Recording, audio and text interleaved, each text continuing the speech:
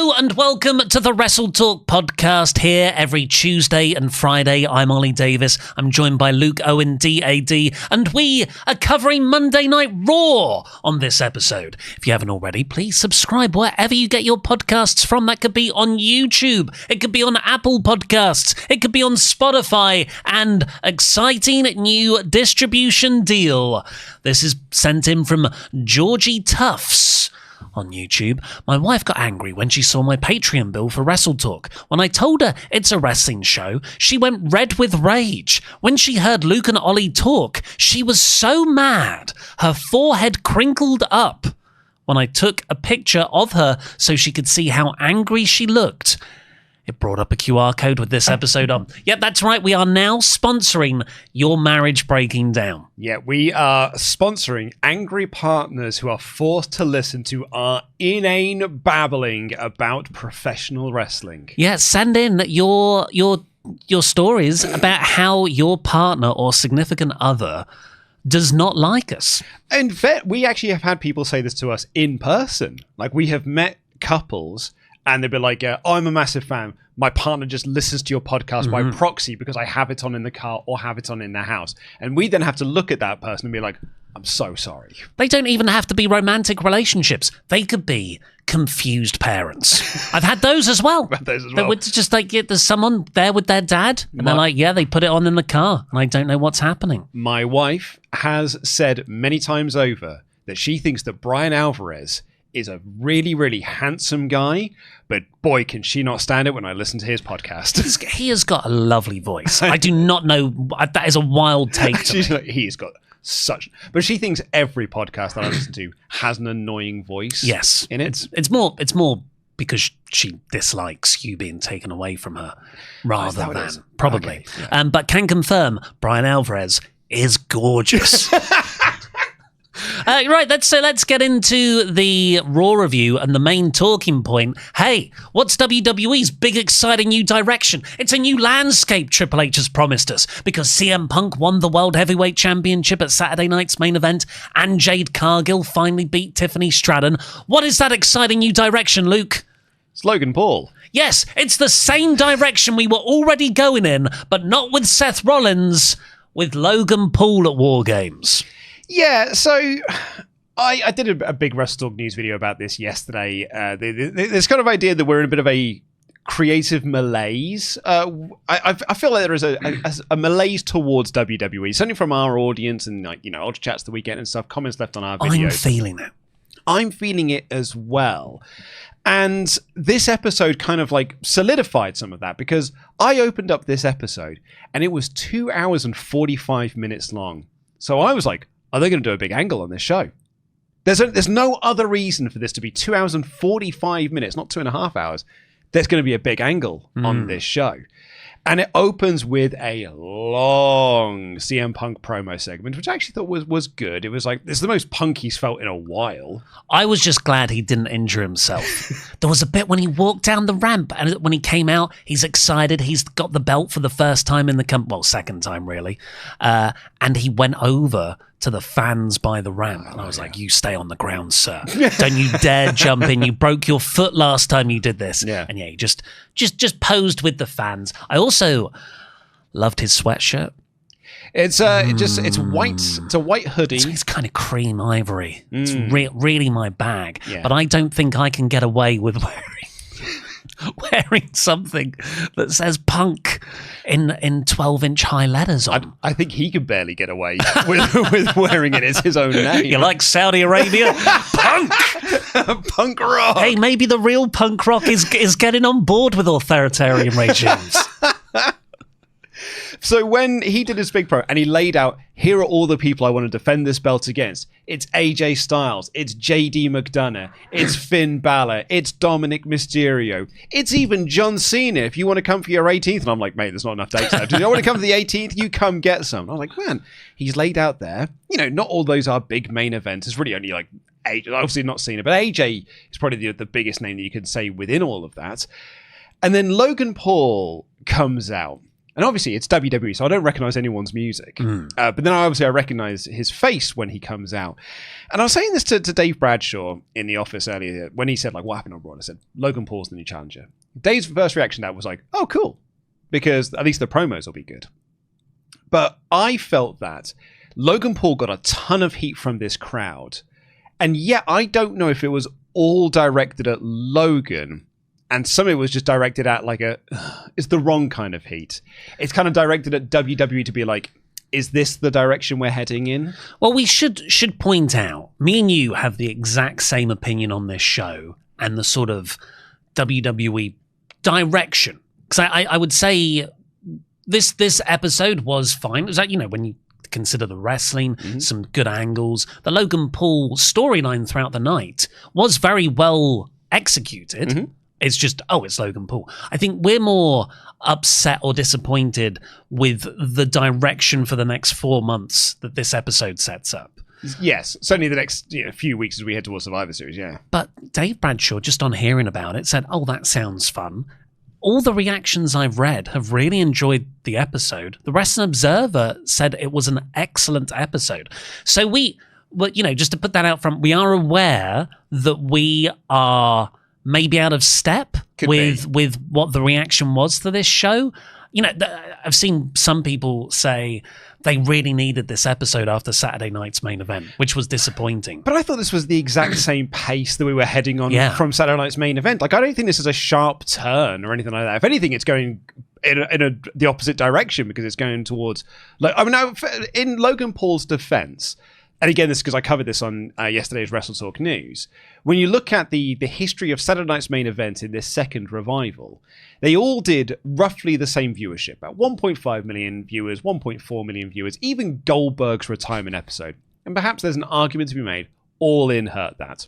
I'm not saying I fully buy into that argument, just saying an argument could be made that might have had an effect on the rating for that show. I think WWE's own dislike of Bill Goldberg was more of an effect on that not feeling like a bigger show. Probably. But the only one that was an active draw for Saturday night's main event was the one that was Jey Uso versus Logan Paul for the World Heavyweight Championship. That did just under 2 million viewers. So I think if you were to look at all those statistics, you could probably point to that and be like, that was probably the Logan Paul effect. That was one of Jey Uso's, his only successful title defense in his 4 weeks, one reign. Yeah. Yeet. Possibly, I would also point out, different time in the calendar year. That is the first Saturday night's main event post WrestleMania. Potentially, yes. Could be a bit of buzz off the back of that rather than Logan as a draw. But, you can't discount that Logan does bring... mainstream awareness to the product that others do not.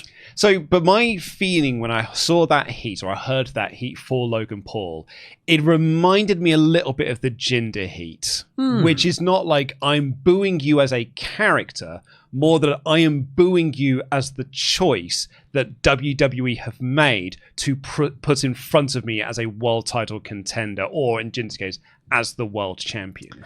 I thought Punk's reaction was perfect. So good. Because Logan comes down and Punk does this thing often where he will behave like an actual person and he will talk over the music that's interrupting him rather than wait for the person who's been rude to do their whole entrance.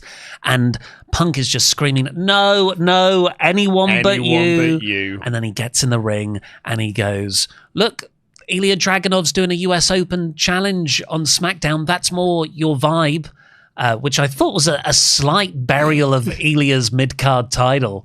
I think he meant, I want to see Dragunov beat the hell out of you. No, I think it was more just like, there's a guy over there with a belt, go after him instead. Yes. Because I don't want to be in the ring with you. That's more your lane.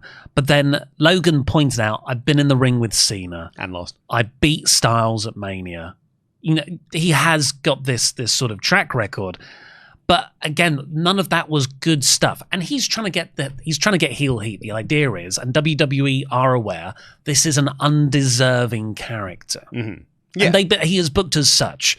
And then the Vision come out. They say, well, it's going to be like we're next in line for that title. And for a moment, it looks like they're going to turn Logan babyface. Yeah, because then you have Logan. They essentially say to Logan, you need to step outside. You're not even in the line. You're in the line to get into the line for a World Heavyweight Championship shot, because Bronson Reed, he pinned Roman Reigns. He should be next in line. Braun Breaker, we've done nothing with him for a few months, but he's the future of all WrestleManias. He should be next in line. So you need to get out of our ring right now so that we can address the world champion. And it kind of led to a point where Punk then had to step forward and to go to Logan Paul. Looks like you and I are going to have to fight side by side in this one. Or if you don't want to, get out of my ring now and I'll sort this out. Yeah. Logan walked off. Punk fought them by himself. And Breaker even shoved Paul to the ground. Yeah, as a sign of disrespect. On the apron. Which got him cheered. And we don't want Bron Breakker cheered, remember?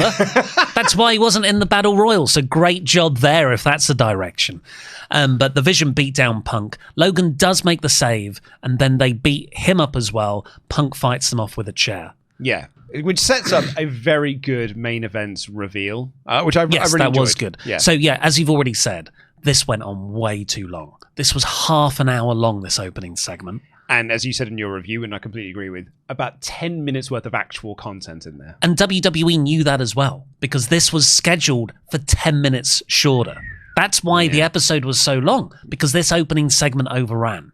Yeah. And it really, like, it was bad. It was fine, but it went on way too long. It's funny as well, because when I did my news yesterday, and I'm sorry to keep bringing it up, but it's only because I literally did it yesterday and I was going through the comments on it. Some of the people did say, it was like, I don't know why you keep harping on about Bron Breakker should be in this position. He's just not ready yet.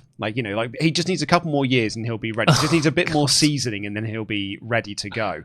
And one of the things that people keep saying is like, he hasn't got the promo skills. Like he can't do long promos.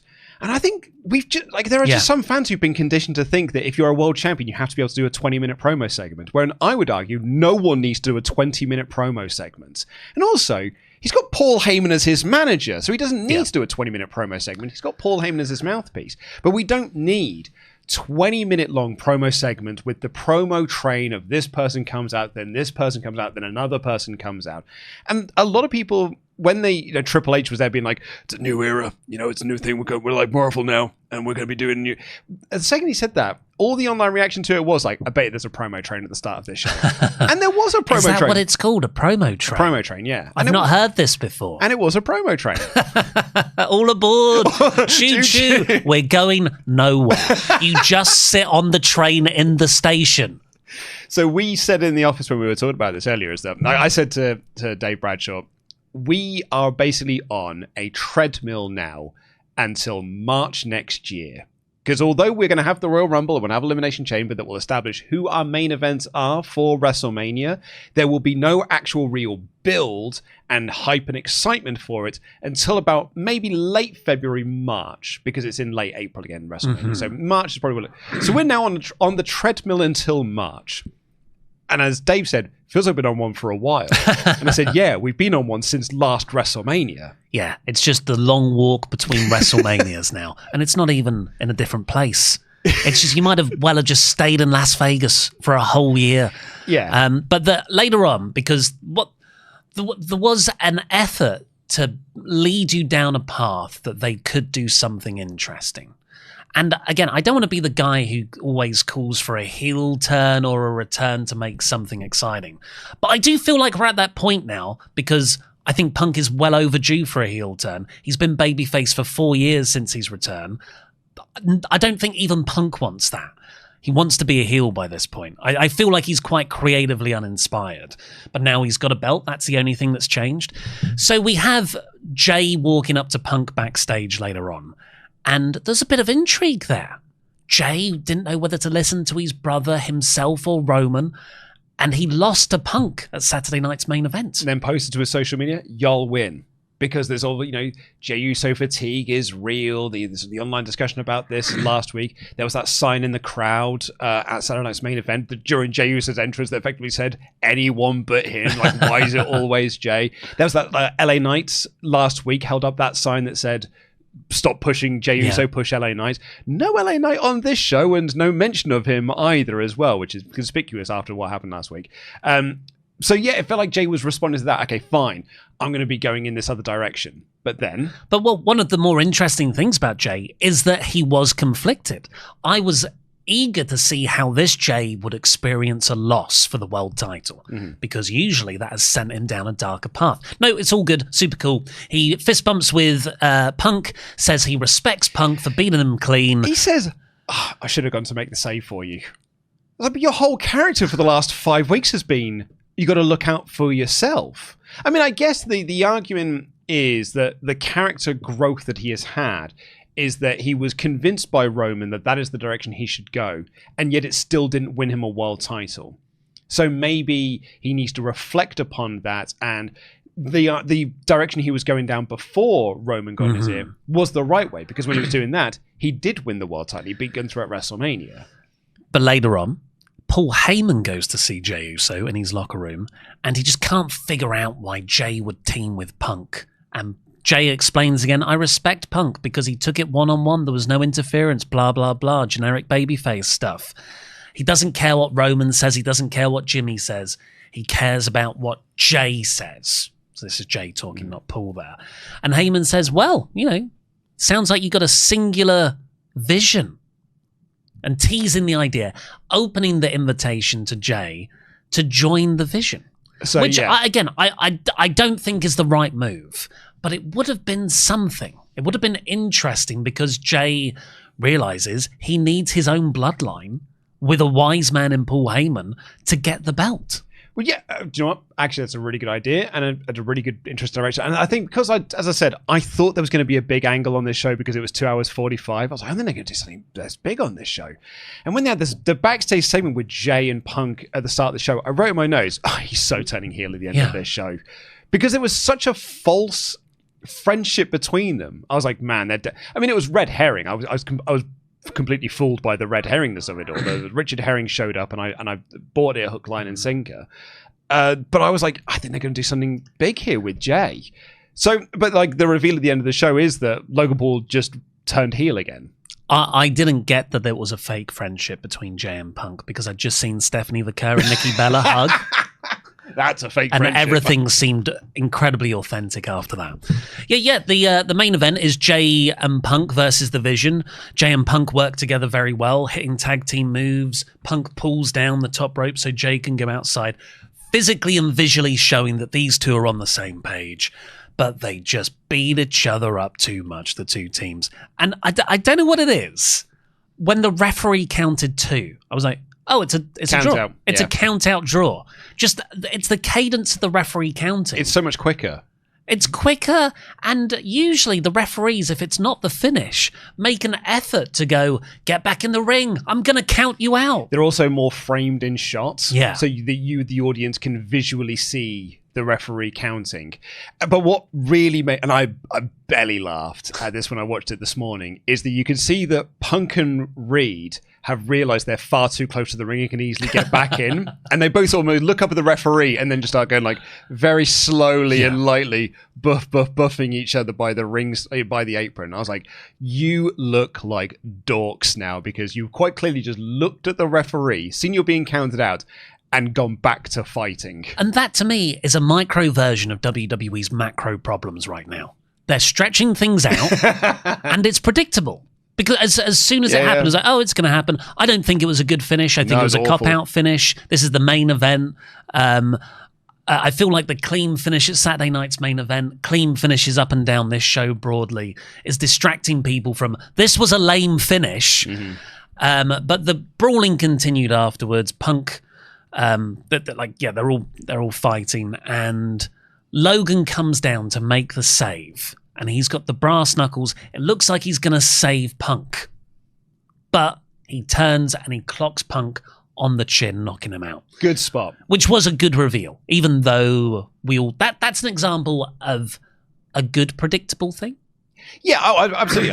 I would say so. Yeah, I mean, predictable. Yes, I agree with you. I think that this really worked for me because, like, the opening segment of trying to turn Logan Paul babyface, with all due respect, is never going to work. I just don't think this audience is ever going to really cheer Logan Paul as a babyface. He just seems like such an unlikable person. I just don't think they're ever going to get on board with him.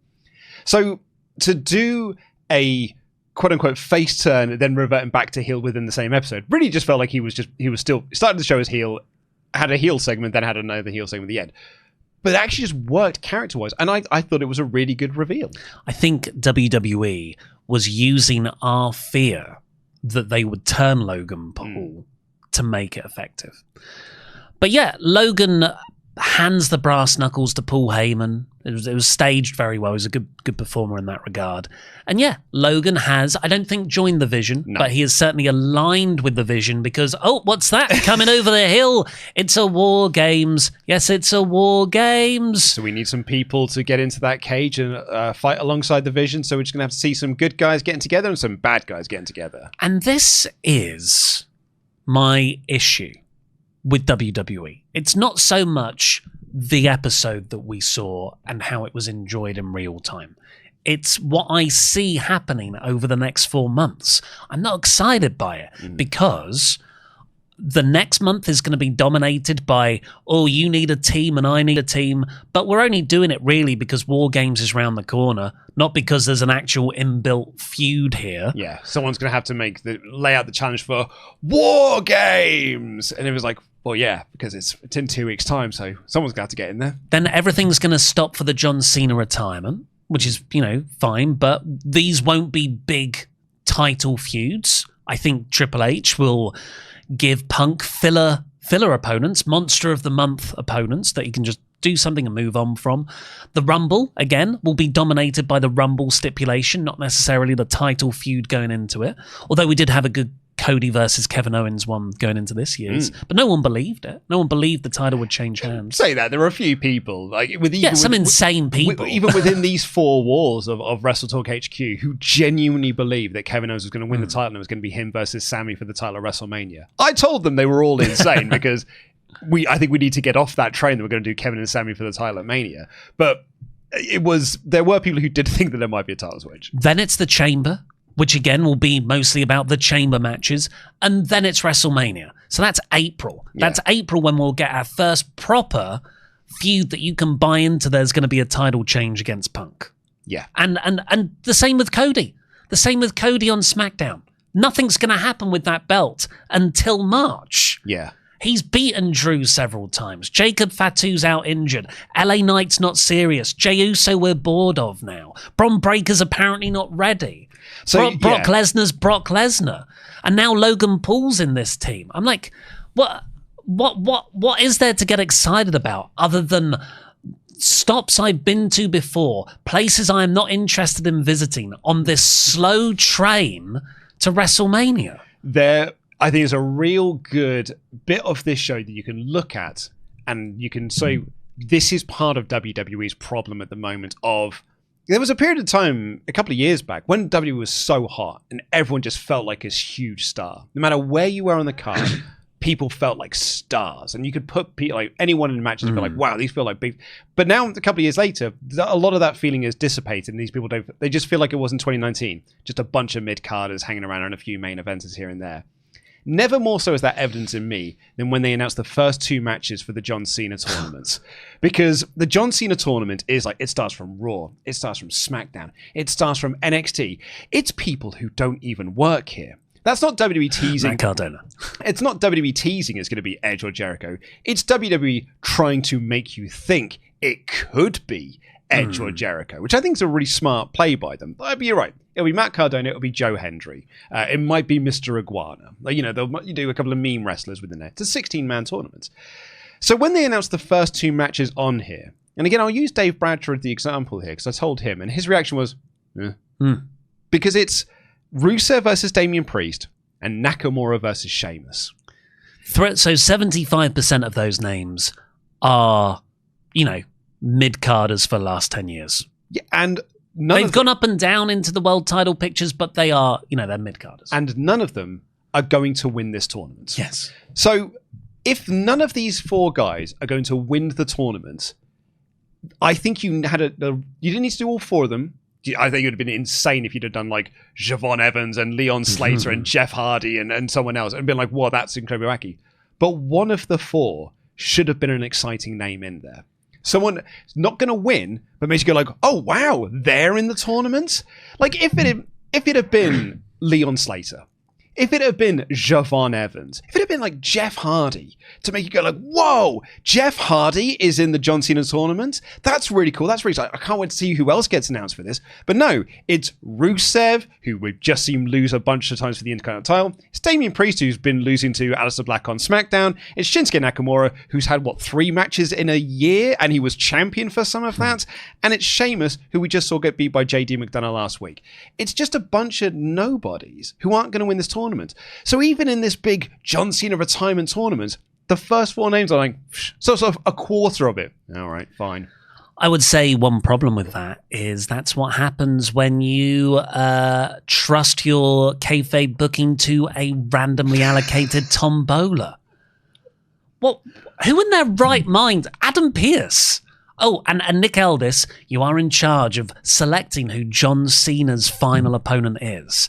And it's not they are sitting down and curating 16 people. I think you should work with John Cena. I think John Cena judges houses, X Factor. You choose who the 16 people he wants. Like, these are my handpicked guys, people I've seen and want to wrestle, people I have a history with. And I want to see who is the best because I want to fight the best out of them. Yeah. But what they did is they had a tombola. Like it's the Royal Rumble in 2000, and they roll it, and balls come out, and they go, oh, yep, that name. What if Edge is genuinely an option? Just imagine me, in kayfabe. Punk, at the start of this episode, called out John Cena as someone who would like to face. Yeah. What if in kayfabe, he's going, oh, yeah, but my name's just a chance. It's just a chance that I'll get selected because I'm one of 50 balls in a tombola. Yeah. Or were there just 16 balls in the tombola and they're just drawing who... like the FA Cup. Right. Just like drawing balls out of a bag to see who's going to be facing who. It's more to decide the brackets as opposed to who is in the tournament overall. That was my read of the tombola. Okay. But my bigger thing is... You built this up across the episode. You cut backstage a couple of times to Adam Pearce with the tombola. Your first 4 names you announce, at least one of those names needs to be an exciting name. Needs to be someone, not someone new, cool, and fresh, just an exciting name in there that makes you go like, whoa, I wonder who else could be in this tournament. Because as it currently stands, it's just a bunch of mid-carders. Did I say Bron Breakker already? Like Breakker should be, just from a kayfabe perspective, he should be in this running. Like if Bronson Reed should. He beat Roman Reigns. Exactly. If Breakker was one of the names that was pulled out, you'd be like, whoa, that's the opportunity we could get. Because Breakker could feasibly win this thing, and it's Breakker versus Cena in his final match. That makes me excited. But no, it's not. I'm looking at 4 guys who, I don't know, man. Like and it's also, again, old lads. It's not no one young, no one fresh and exciting. There's just 4 old guys. Yeah. So it's just sort of this general idea that WWE have opportunities to make things exciting, yet they are going in the safest, most conservative, dare I say, boring routes. Yeah. Well, that route with the Cena tournament, which, will have a few big names in eventually, but I agree they should have announced them up front. And it will be won by Gunther. But also, Punk, he just won the belt. Mm-hmm. Who's the big first challenger? You had Breakker, it was set up as Breakker last week, but oh no, can't do that just yet. We're going to put Logan Paul in. What are you talking about? He was taking the leash off now. He can't control Bron at this point. But to elongate all of these things, because you've got Survivor Series, you've got to do a 5-on-5 there.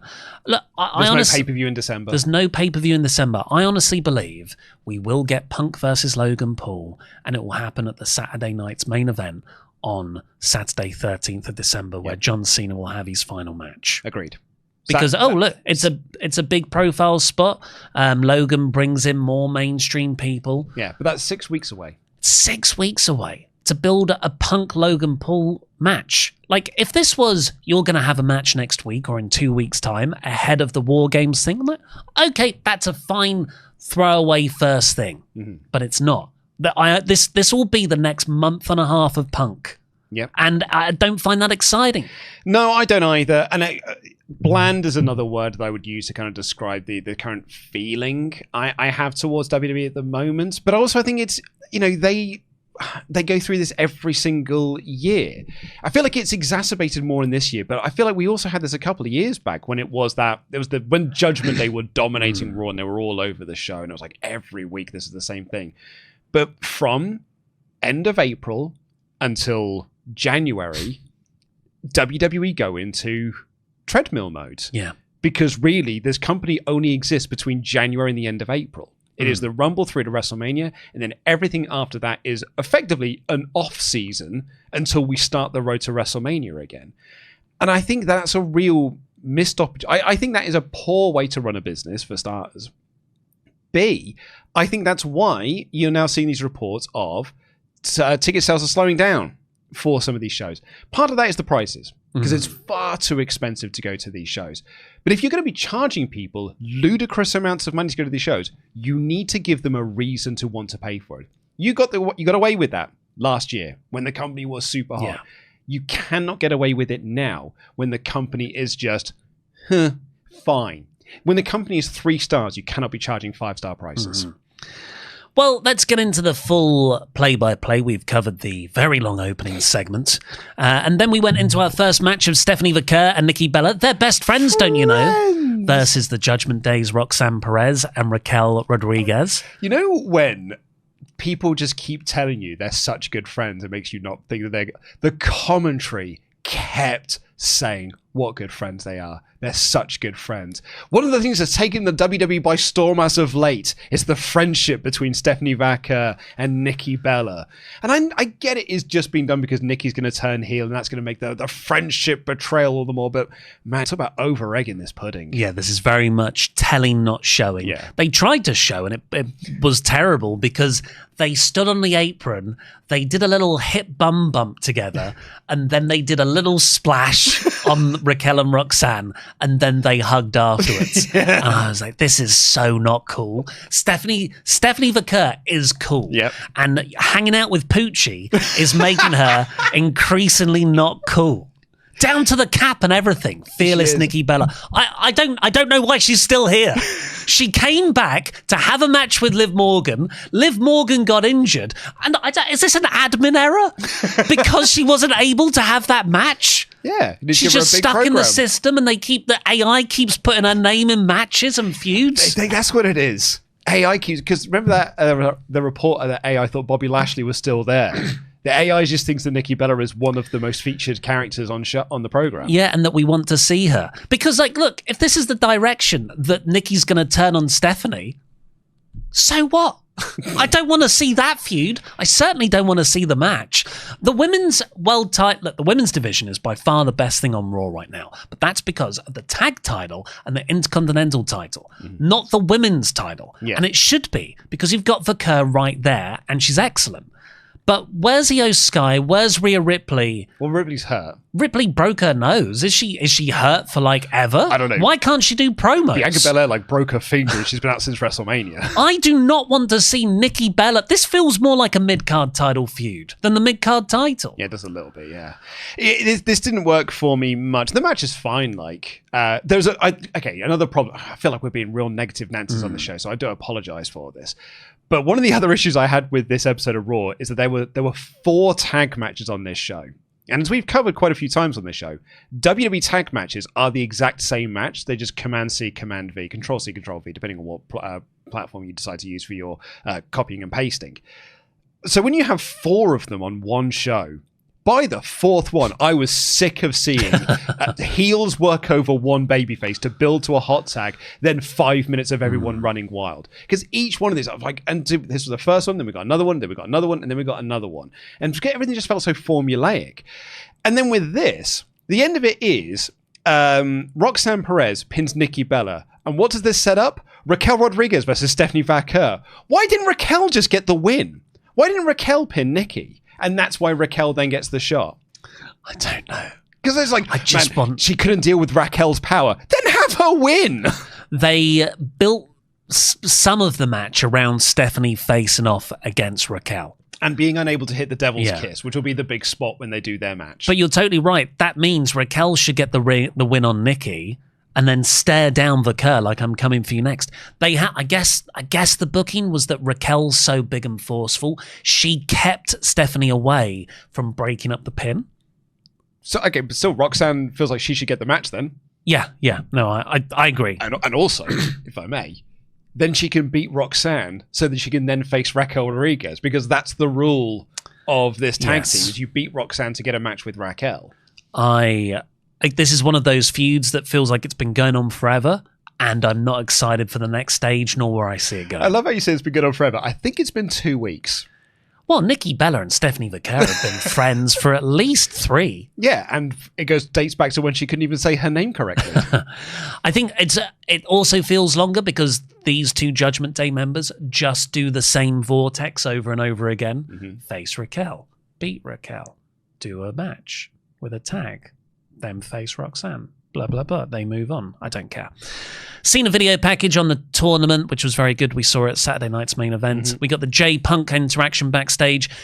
Speaking of things that feel like they've been going on forever, Penta took on El Grande Americano. Can I run you through this match very quickly? Mm-hmm. Penta overcame interference from Bravo, who then got ejected. Then he overcame interference from Rio, who then got ejected. He then overcame cheating from El Grande Americano. Then he won. Then he overcame Bravo and Rio fighting him together, and he stood tall and celebrated.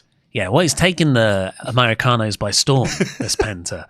I love Penta and everything, but there is a period of time when you're just like, well, these are not a threat then, because you were at a 3-on-1 disadvantage and you just beat all 3 of them very, very easily to, I guess, set up a tag match. But I feel like I've been down this road before with these guys. It was an entertaining match. Yeah, it was. I do not get the point. Then we had an Asuka Kairi Sane video package. They spoke about what happened last week, how they attacked the main event. It's just an example of what we can do, but how they didn't attack Bayley. Mm-hmm. Just out of respect, out of the kindness of our hearts. That was good. That was good. And then also what was good was Dominic Mysterio. Yeah, on an odd segment in the kind of the best kind of way. I mean, I don't want to say that this is almost like another... I don't think WWE really knows what to do with Dominic Mysterio at this point, because he is over as a babyface right now, but they don't want to push him as a babyface. And yet they also don't really want to push him down the Eddie Guerrero heel route, where you do heelish things but you get cheered like a babyface. They still just present him as a heel, because he was a heel in this segment with the returning Rey Mysterio. Great surprise, by the way. Yes. I had no idea that Rey was coming back. So I was genuinely, I thought that was a brilliant shock and surprise. But then you've got Rey Mysterio doing this fiery babyface promo about how this disrespectful young punk trying to say that he's the king of the luchadors. He's no better than Blue Demon or El Santo or Eddie Guerrero. All the while, this crowd are chanting for Dominic Mysterio like he's the greatest babyface on the planet. But they also don't want to boo Rey. Yeah. They definitely don't want to boo Eddie. No. They also have no idea who El Santo is or who Blue Demon is. But it was a weird segment where you had a very clear heel, a very clear babyface, but this crowd did not want to boo the babyface, but they also wanted to cheer the heel more than they wanted to cheer the babyface.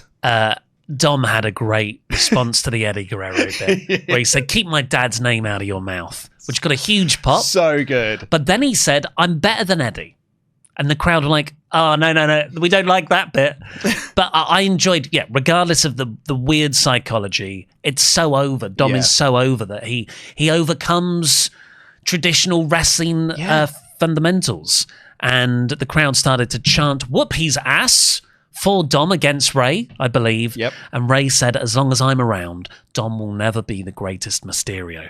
They brawl, Rey hit a 619, but Dom escaped from the splash part. Yes, so we can build to another Rey versus Dom match, presumably for the IC title, or maybe even for the AAA Mega Championship. I really hope this isn't Rey goes away and we get this match in March.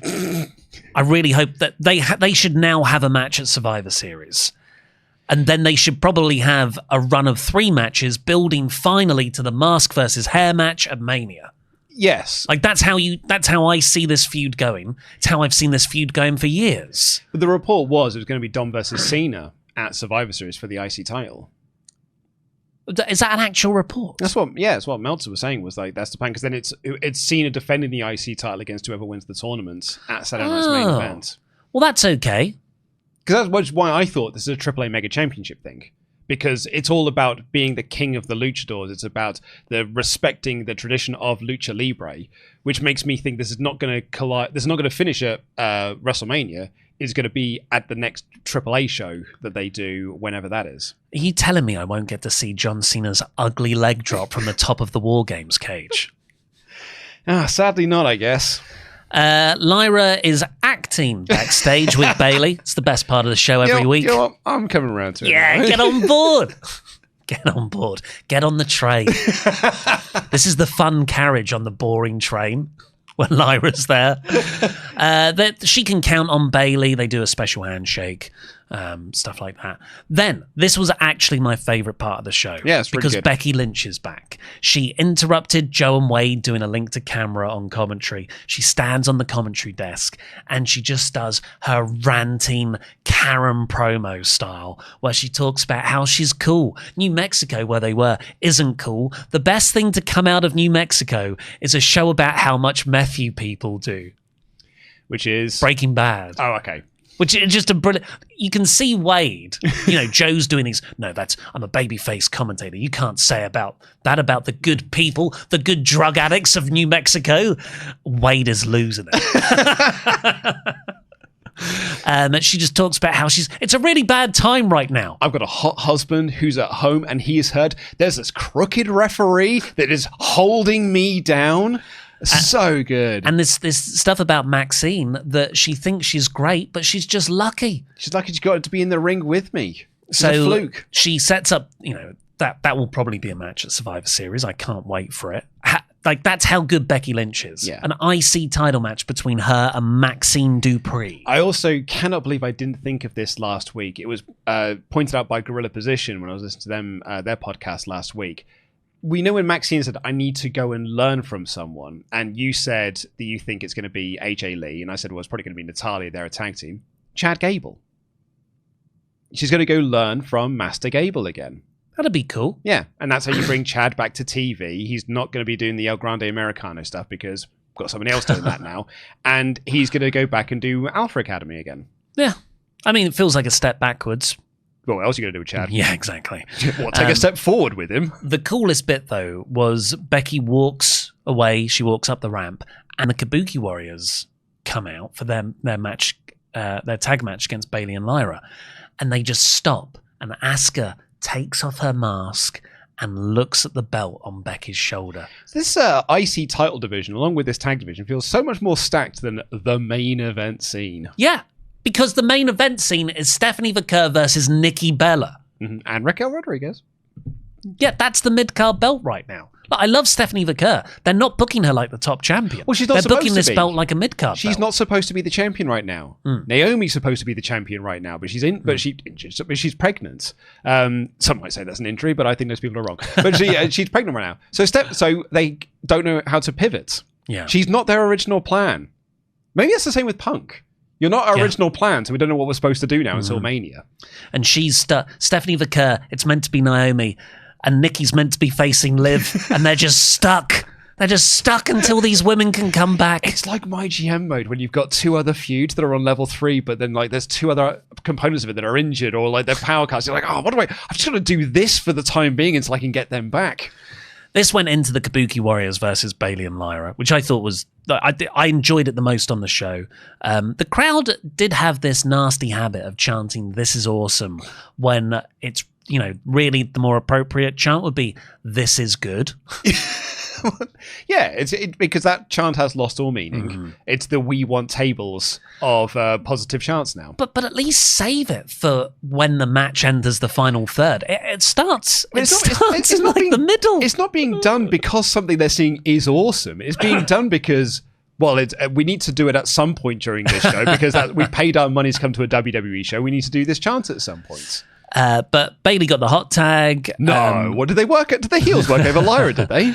And it was back and forth stuff. But Lyra did this jumping springboard thing, and Asuka just caught her in the Asuka lock. Yeah. And Lyra tapped out really quickly. Really good. So that builds the Kabuki Warriors for the tag title match against Charlotte and Alexa next week. Charlotte and Alexa come down, just hold up the titles. Simple stuff.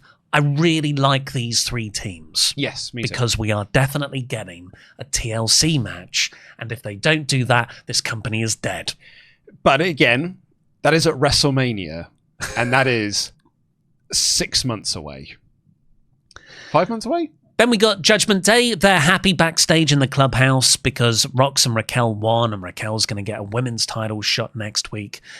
And Dom walks in. He's just concerned about Rey and his own daddy issues. And he asks, where were you, Finn and JD? And they were like, well, we weren't invited to your celebration. They're still annoyed that they lost the tag titles. Yes. They storm off to have their tag match. And Roxanne tells Dom, you should be the bigger man. Go and help them out in their tag match. Well, there's a big picture of Liv Morgan behind them, just to let you know. It's like the Silver Surfer, let you know about the coming I was about to say Thanos then. The coming of Galactus is coming down to... WWE really is Marvel.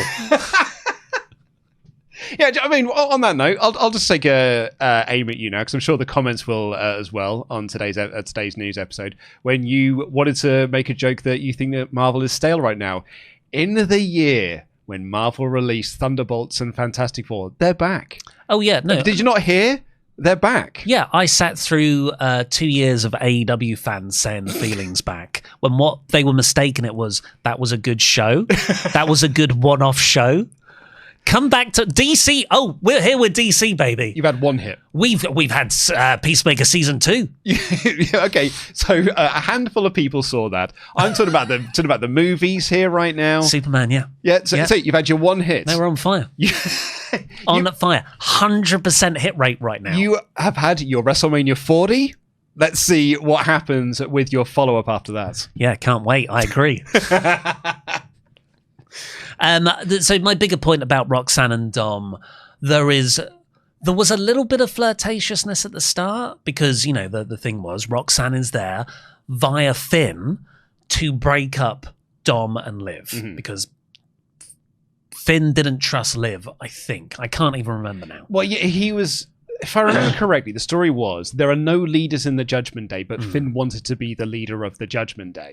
So he was trying to sort of squeeze some of these people out to kind of create a following in JD and Roxanne that would then make him the de facto leader of the group. But then Liv got hurt, and because this company doesn't know how to pivot, they just stopped doing all of those storylines. The train is still in the station, and it has been for the 5 months since Liv's been injured. Yeah. And I don't think there's any sexual chemistry between Rox and Dom. I don't believe in this story. I'm bored of this story. I do not enjoy the interactions because I feel like it's going nowhere. And even if it does suddenly go somewhere, it's gone. So to continue the train analogy, this is like when your train has stopped and it's stopped for 20 minutes. And then after 20 minutes, the conductor comes on to be like, yep, we have been stopped for 20 minutes. We're just stopped at a red light. Hopefully we'll be moving again in the next 5 minutes. But it's like, okay, where was that announcement? I've been sat here for 20 minutes. I'm assumed we'd stopped at a red light or we've stopped for a reason. And then they come in 20 minutes later. We're very sorry. The service has been cancelled.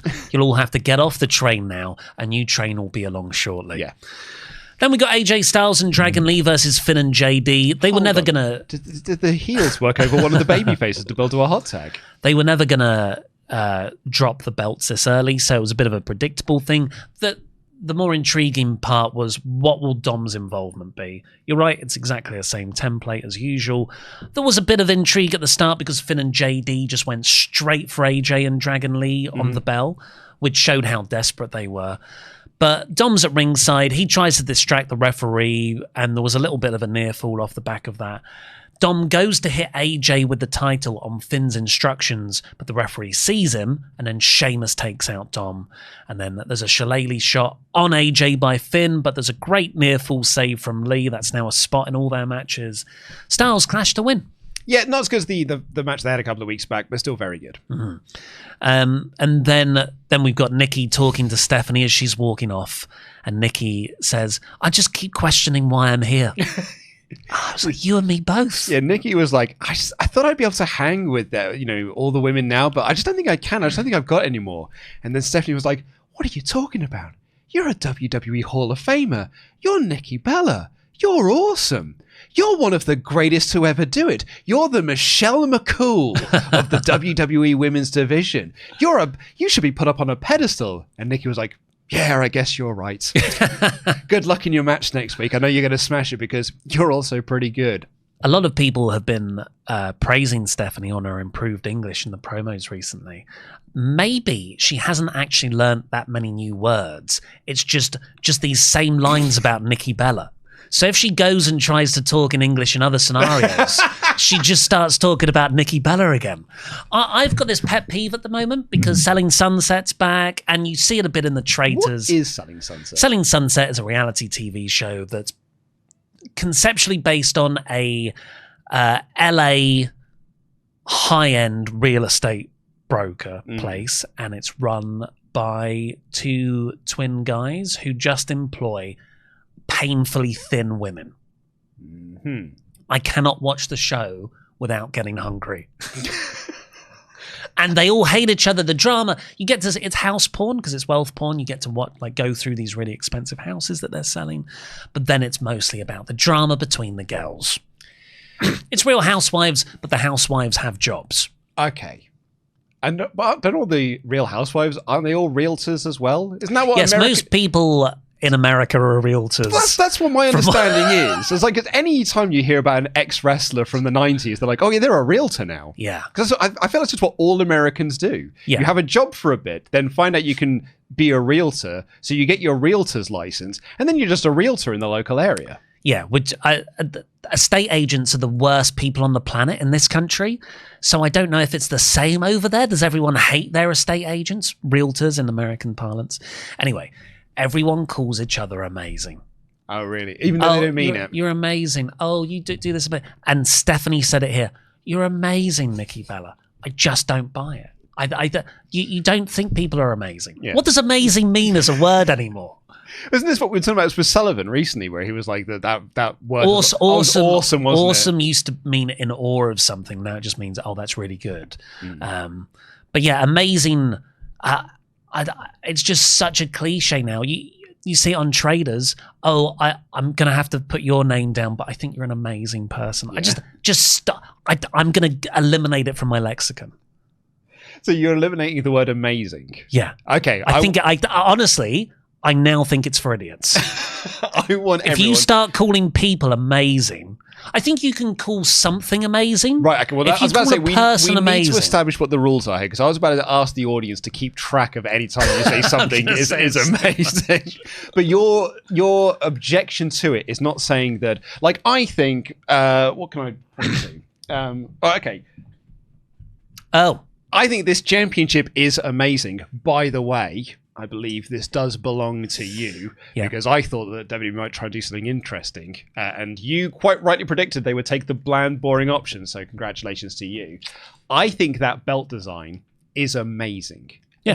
And you think that is okay for me to say? Yeah, I'm going to say it's specifically about people. Okay, I think you're amazing. I think Dave Bradshaw is amazing.